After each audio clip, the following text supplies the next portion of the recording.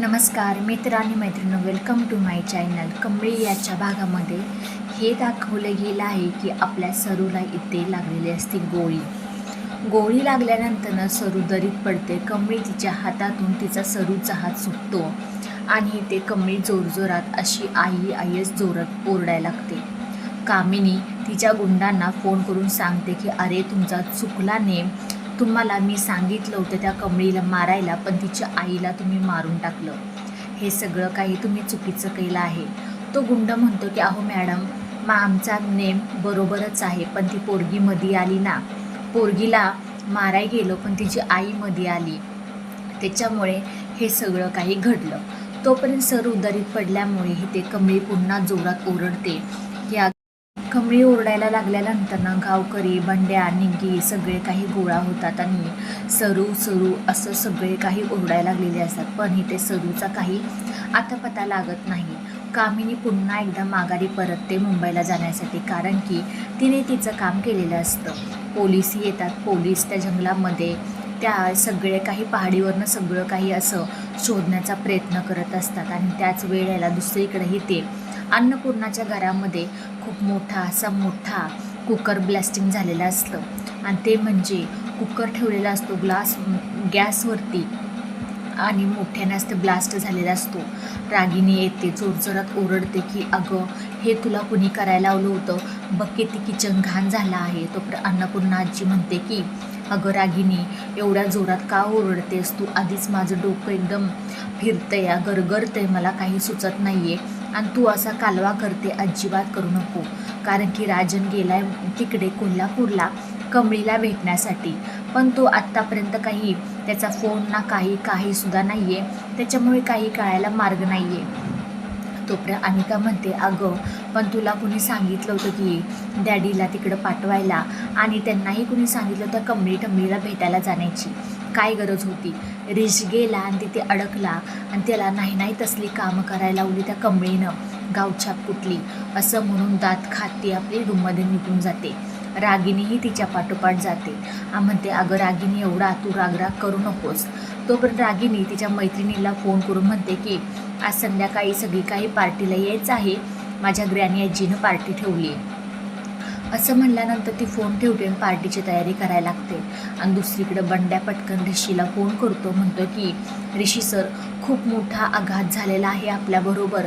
सरू मावशी टेकडीवरून ह्या खाली पडल्या, त्यांना गोळी लागली. असं काही म्हणल्यानंतर ऋषी एकदम घाबरागुबरा होऊन म्हणतो की थांब, मी आता कमळीकडे येतो. असं म्हणून बंड्याचा फोन ठेवतो आणि तो खाली धावत येतो. नयनतारा म्हणते ऋषी कुठं निघाला आहे. तोपर्यंत ऋषी म्हणतो की अगं तुला माहिती आहे का, सरू मावशी आहेत ना, त्यांना गोळी लागली आहे, त्या टेकडीवरून खाली पडल्यात, काही सापडत नाही आहेत. तोपर्यंत नयनतारा म्हणते ती कोण एवढी लागून गेलेली तिला गोळी लागायला, अरे तुला बोलवण्यासाठी त्या दोघी मायालेकी खोटं बोलत आहे. तो पण ऋषी चिडतो, म्हणतो की कोणाच्या जीवावर येईपर्यंत कोणीही असं खोटं बोलत नाही, एवढं लक्षात ठेव. आई अगं, मी कमळीला वचन दिलं आहे, तुझ्या सुखात दुःखात मी तुझ्याबरोबर राहीन, तोपर्यंत मी जाणार म्हणजे जाणार. इथे राधिका येते, रोहित येतो. राधिका म्हणते आई त्याला जाऊ द्याल. तोपर्यंत नयनतारा म्हणते राधिका तू शांत बस, तू अजिबात काही बोलायचं नाही. तो पण रोहित म्हणतो राधिका तुला मध्ये बोलायला कोणी सांगितलं आहे, अजिबात काही बोलायचं नाही, काय कळतं गं तुला त्याच्याबद्दल. तो पण ऋषी म्हणतो तुम्ही दोघेजणी शांत बसा, तुमच्या दोघांना काय कळतं, कारण की वहिनी जे बोलते ते बरोबर आहे. मी कमळीवरती प्रेम करतो म्हणल्यानंतर मी तिच्याबरोबर उभा राहणार म्हणजे राहणार. असं काही बोलल्यानंतर ते ऋषी जातो. तोपर्यंत नयनतारा म्हणते ऋषी थांब, तू जर आता घरातून पाऊल टाकलंस ना, तुझ्यासाठी हे दरवाजे कायमचे बंद राहतील. ऋषी माघारीवरून पाहतो, अगं तूच ती आई आहेस ना जी सगळ्यांना मदत करायचीस. हो मी तीच आहे, पण त्या दोघींसाठी नाही, बाकी सगळ्यांना करीन पण त्या दोघींना नाही. ऋषी म्हणतो का पण, अगं त्या दोघीजणी कुठलाही थोटान बोलत नाही, तुलाही माहीत आहे.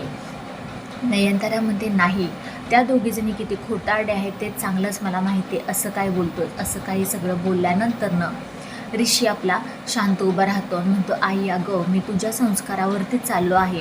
एखाद्याला वचन दिलेलं ते मी पूर्ण करणारच असं तुझं नियम आहे ना, आणि तुझे संस्कारसुद्धा तसेच आहेत. तोपर्यंत इथे नयनतारा म्हणते, अरे माझे संस्कार आहेत तसे मला मान्य आहे, पण कोणासाठी कसं करायचं, कशासाठी करायचं तुला चांगलं कळलं पाहिजे. तुझा वापर करून घेत आहे त्या दोघीजणी, दुसरं काही नाही. ऋषी म्हणतो, असं काही नाही, तुझा गैरसमज आहे. आणि शेवटी तुझ्या चांगल्या संस्कारासाठी, चांगल्या कामासाठी मला हे घर सोडावं लागलं तरी चालेल, असं म्हणून तो ऋषी घरातून बाहेर पाऊल टाकतो.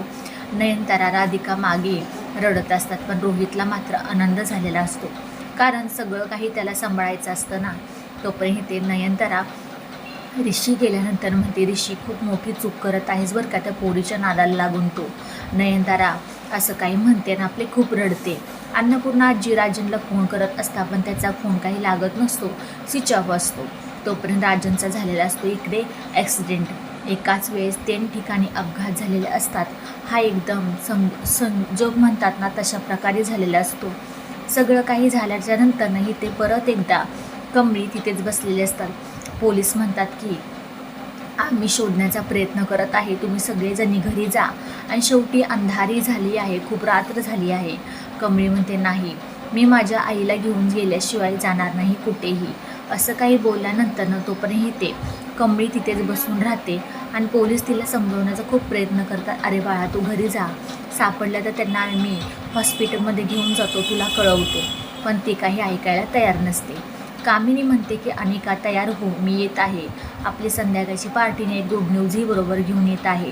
अनिका एकदम आनंदी होते आणि तयार होऊन बसते. येणाऱ्या भागामध्ये आपण पाहूया की नक्की राजन, सरू, कमळी हे तिघेजणी एकत्र येतात का, अन्नपूर्णासमोर हे सत्य येईल का, काय होणार काय नक्की. व्हिडिओ शेवटपर्यंत पाहिल्याबद्दल खूप सारे मनापासून आवडल्यास लाईक, शेअर, सबस्क्राईब करायला अजिबात विसरू नका. आणि हो, आपले शॉर्ट्स व्हिडिओही यायला लागलेले आहेत, त्यालाही तुम्ही लाईक, शेअर, सबस्क्राईब करा. बाय सगळ्यांना.